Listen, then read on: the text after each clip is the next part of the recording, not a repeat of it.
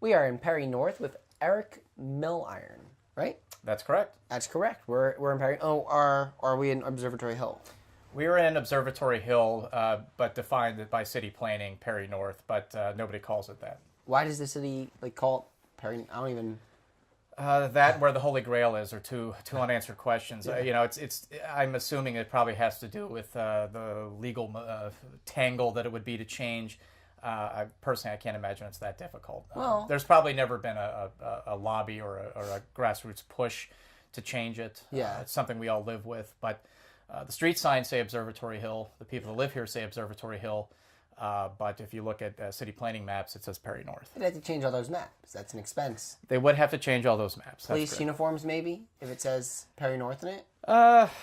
Maybe. That's an added expense. But, I think you have to change with the times. And, That's true. And people have not been calling this Perry North since at least I've been here. And again, I've been here 6 years. So. Yeah. And no one better to know that you have to change with the times than you, who you do urban planning. That's correct. Yeah. And you are the economic development, what are you? I'm the economic development manager and commercial districts manager for municipality of Mount Lebanon, which is a community just south of the city. Uh-huh. And so tell me how you found this neighborhood.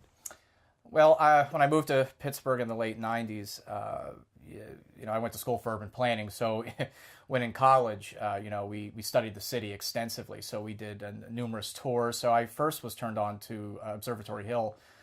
From that, I also was an astronomer as a child, and my dad used to take me to observatories, and so I had to check this out. So when my dad would come to visit, I took the family up here for an evening to watch Hale-Bopp. When that was coming through the comet Hale-Bopp, they had an opportunity to look at the comet here. So the family went to take a look at that, and that was the first time I actually came to the neighborhood. So I was familiar with it from the observatory, studying it in college. And then my prior job to Mount Lebanon, I worked for the Northside Leadership Conference, which is a community development 501c3 that serves all 14 neighborhoods on the north side. I became even more familiar with it. We lived on the south side at the time. My current wife and I wanted something a little more laid back, something a little more rural, but still in the city. And Observatory Hill was perfect. Oh yeah, it seems perfect. It is. That observatory. So is that open to the public? It is not. They do open it up on certain evenings for the public. It's not. You wouldn't just be able to walk up there now or randomly. But they do public viewings. So you can go there and they'll show you the rings of Saturn, or if in our case there was a comet. But they do open it up. You can tour the facility. They'll let you look through the various telescopes. Brashear is buried there, so they'll take you to the tomb of Brashear. Wow. So it's kind of a macabrely fun evening in that respect, but it's definitely worth checking out. This is where the observatory back here is where, my understanding is the Pennsylvania Railroad. This is how they did the timing for the Pennsylvania Railroad, and they studied the stars here. So if you walk along Riverview, you'll see various symbols of stars because of the observatory's function. Uh-huh. And are you involved in the community here, or what's your interaction with the community here? I'm involved, but on a grassroots level. I'm not formally involved with Observatory Hill Incorporated or any of those types of things. My neighbors and I sort of do things on it with pulling up our own bootstraps. So we do various things, cleanups and little block parties and dinner parties for ourselves and little things like that. I'm not formally involved though. Well, that's still an involvement, I guess. Yeah, because I mean, is it a tight community or? It is in pockets. Yeah. I wouldn't say that it has the same level, in my opinion, of community involvements that some others have. I think that's one of the things that's lacking here. Yeah. There are some good groups trying to create that cohesiveness. Observatory Hill Incorporated is one of those. But it's a very large neighborhood. It's somewhat fractured with the park. It spreads out over in a sort of crescent way around the park. It lacks a sort of third node, a third place gathering spot for folks around here. So neighbors don't have serendipitous interaction. It's sort of forced, either because of a crisis or because of a spaghetti dinner or something like that. Yeah. There's a lot of representation that I've noticed here as well. But But I guess as a urban planner, what do you see, like, or as an economic development manager, and what do you see for the future of Perry North, or Observatory Hill, or this area that you live in, and I guess the business district? There's not a very strong business district, right? Yeah, that's absolutely correct. This business district that's a misnomer. Right. I mean, there's very few businesses there, and the businesses that are there really don't serve the community. We had a couple banks, one just left. That to me is very telltale of a neighborhood that's in decline. Yeah. A lot of the single-family housing here is being converted to rental. I mean, the big issue, the big challenge that Observatory Hill is going to have is right now it still is holding on to a pretty strong single-family home ownership structure. Right. But most of those people, if you look at the demographics, are moving on Yeah. off this mortal coil.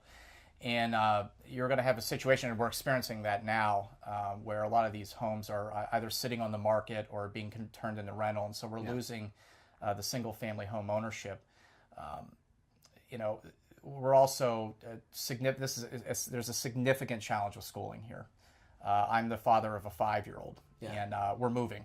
Yeah. We're moving to Mount Lebanon because my child's education comes first. Yeah. And we tried hard to look at the school here that would be serving us, and it's in the bottom percentile in the state. Yeah. That's unacceptable. No. And as long as the city is in a situation where its schools are underperforming at that level, it's going to be very hard to keep middle-class families here.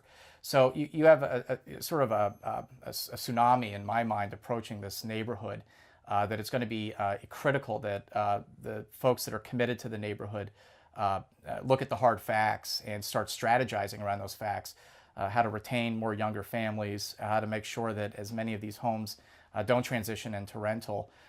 Until those sorts of things happen, the commercial is going to lag behind. Yeah, and that's a lot based on schools, I think. Did you guys used to have better school districts, or? Well, Observatory Hill, and this is before my time, but the Observatory Hill did have its own neighborhood schools called Chatham. It's on Bonneview over here. That closed many years ago.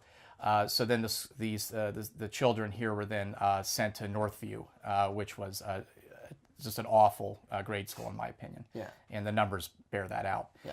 But that closed, and now the children here are being sent to Morrow in Brighton Heights, which is also an underperforming school. So, I mean, yes, I think at one time Pittsburgh Public Schools had great walkable school districts where the students would go to school. I understand the realities that the city's population has shrunk. Yeah. But that's a key factor when people are making decisions on where they're going to live, Yeah. and especially the folks that you want to have in your communities, which are folks in their 20s, 30s, and 40s that have income potential and earning power and expendable income, and need to buy a cup of coffee, go out to eat, those types of things. So that's a big issue. That's sort of outside of the scope of city planning. Yeah. But it's one that needs addressed. And there are A+ schools is looking at it. I know that other people are concerned about it. But when you're talking about economic development, you're talking about the business district, you have to look beyond just, well, I'd like to have a shoe shop and a coffee shop. That's fine.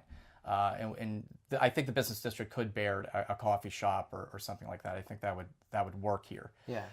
But before that to really thrive, we have to the neighborhood has to look at some other factors. Yeah. I definitely agree with you that schooling is definitely one of them. School is one of them, and again, I think it's a big issue with where the homes are on the market. Property values are declining, and a lot of the homes that are single family are becoming rentals. And what you're getting then is a transient population that's not committed to the neighborhood in the same manner that some of the good folks you've interviewed probably prior to me are. Who want to keep it up and who see it as their home.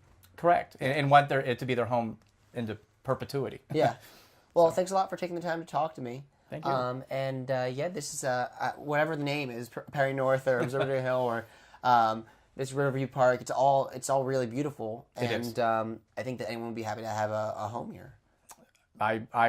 I think it's a great place to be. It's just not for everybody. Not for and there's certain things they need to address. There are certain things they need to address to maintain a vibrant community. Yes. So thanks a lot. Thank you.